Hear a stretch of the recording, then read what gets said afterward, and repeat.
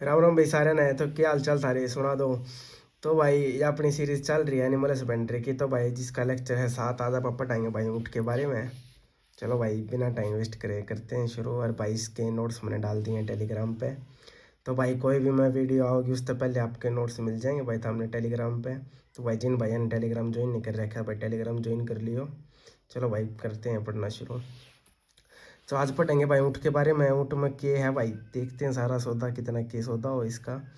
तो भाई भारत में ऊँट सर्वाधिक कित पाया जा भाई, सबसे ज़्यादा ऊँट किल पाया जाए तो वो राजस्थान में पाया जाए भाई। ठीक है। हरियाणा में सर्वाधिक ऊँट कित पाए जाए, सिरसार भिवानी में पाए जाए। ठीक है। ये मैं थार तक करवा चुका हूँ हरियाणा जीके की। मैं भाई जिनने नहीं देखी वो वीडियो जाके देख लियो हरियाणा जीके की, जो प्ले लिस्ट बना रखी है उसमें टॉपिक वाइज है वह। सबसे कम ऊँट भाई कड़ा पाए जाए अम्बाड़ा कुरुक्षेत्र और सोनीपत। तो भाई सब तक कम ऊँट पाए जहाँ अपने इधर इस साइड अम्बाड़ा कुरुक्षेत्र और सोनीपत साइड। और सबसे ज़्यादा ऊँट पाए जहाँ भाई सिरसा भिवानी में, क्योंकि ये भाई राजस्थान के बॉर्डर ने टच करे हैं।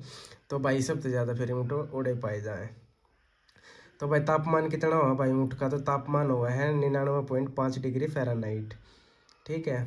भारत में ऊँट की नस्ल कितनी है भाई, टोटल ऊँट की भाई भारत में 9 नस्लें हैं। ठीक है। एवरेज हाइट कितनी हो भाई कैमल की, कैमल की हाइट भाई या इस हिसाब से नापी जाए, यानी उसकी लंबाई कितनी किस हिसाब से नापी जाए भाई। धरती से लेकर जो उसका अंप होया करे, यानी जित वो पानी या खाना स्टोर कर रहा है वो कुबड़ उठ रहा हो है, तो उस तक ही नापी जाया करे भाई। तो वो 10 से 12 फीट पर होया करे। तो भाई उसकी एवरेज हाइट जो और कैमल की नापी गई है भाई वो 10 से 12 फुट है। और वो नापी जाया करे भाई कुबड़ तक। ठीक है। जो 10 से 12 फुट का वो कुबड़ हो सके, इतना ऊंचा हो सके। जवान यौवन अवस्था कब आवे, यानी जवानी कब आवा भाई ऊँट में, तो भाई वाह आवा जब ऊँट 3 से 4 साल का होले है, जब उसमें जवानी आ जावे है ऊँट में।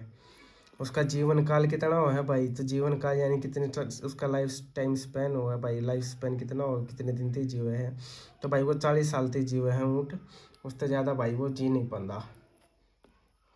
आगे भाई कि वो कितना पानी पीवा है भाई, ये पानी वाला भाई सिर्फ इस ऊँट में ज़्यादा पूछा जा रहा है पेपर में, क्योंकि भाई ये पानी स्टोर कर लिया अगर अपने हम में पानी और खाना दोनों स्टोर कर ले है। तो भाई ये क्वेश्चन है कि वो एक दिन में कितना पानी पी ले है, तो भाई वो 20 से 40 लीटर पीवा है प्रतिदिन। और बाकी वो भाई एक के बारे में नू तो है कई कई 100 लीटर पी जावा और अपना स्टोर करके धर ले है हमप में। तो भाई रेगिस्तान में जब ये सफ़र करे है उस टाइम पर वो इस पानी ने यूज़ करता रहा है। तो भाई अगला है आगे कुबड़ का आकार कैसा होता है, तो भाई कुबड़ का आकार जो हुआ है भाई वो तो हमने बिराया है कि ऊपर करके ऐसे करके उठ रहा हो है। तो उसकी हाइट कितनी हुआ है कुबड़ की, तो भाई वो हाइट हुआ है 50 सेंटीमीटर।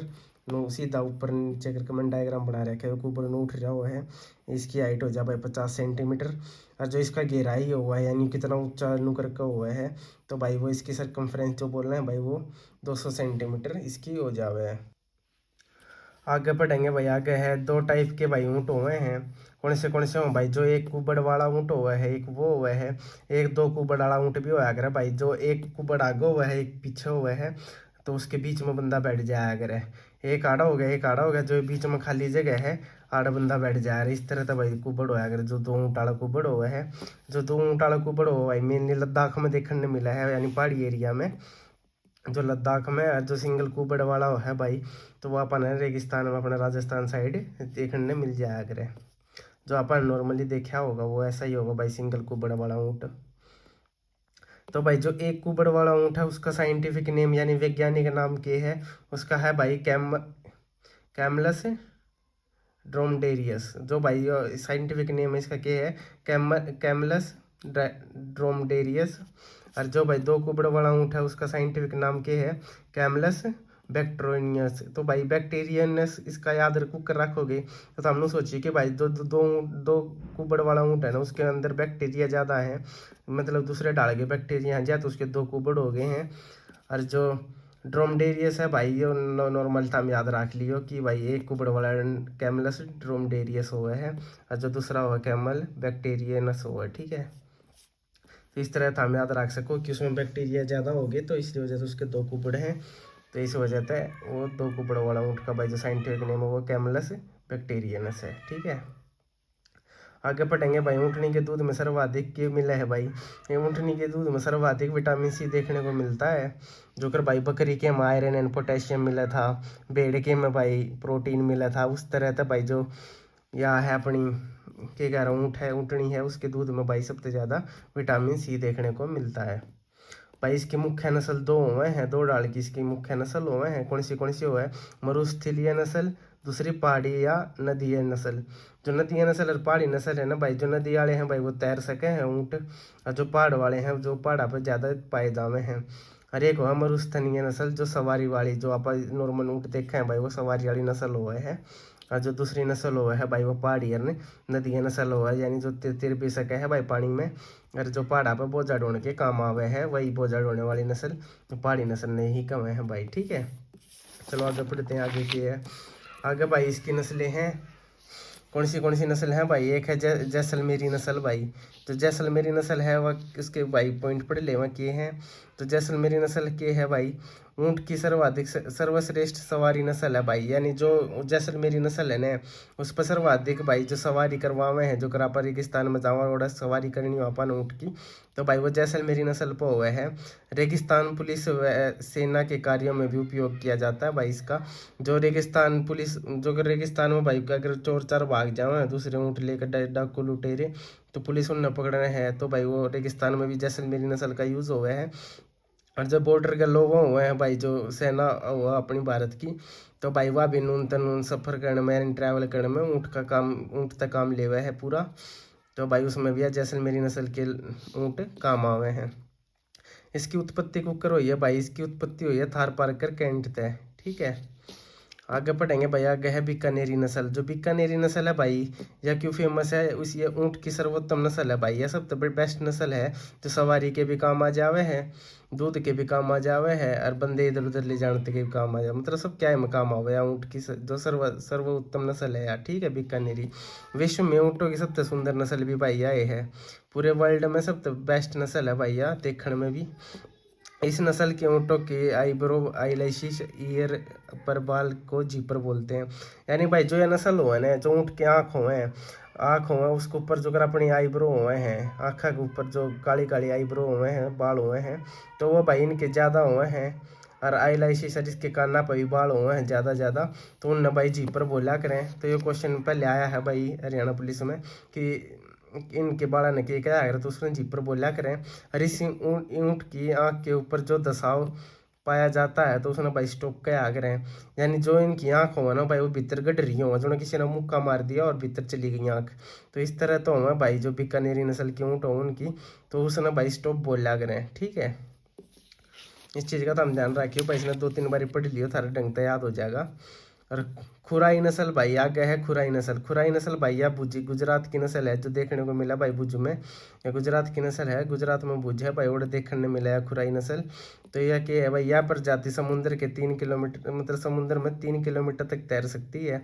जो भाई मंथार तो बताई थी कि भाई वो तैर सके है ऊँट, तो भाई यह प्रजाति है जो खुराई नस्ल है, तो यह खुरापाती करती रहे भाई, यह खुरापात करे करेगी पानी में, और पानी करे भाई समुद्र में, और समुद्र में 3 किलोमीटर तक खुरापात कर सके है, यानी स्विमिंग कर सके है।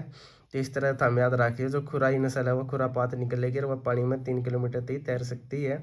इसको स्विमिंग कैमल भी बोलते हैं भाई, इसने, इस वाली नस्ल ने स्विमिंग कैमल भी बोलते हैं। इसका मुख्य भोजन क्या है भाई? मैंग्रोव वनस्पतियाँ भाई, जो इसकी मैंग्रोव वनस्पतियाँ हैं भाई वो इसका मुख्य भोजन है। आगे है भाई मालवी नस्ल। मालवी नस्ल कितकी है भाई? या मध्य प्रदेश में मिलते हैं भाई मालवी नस्ल।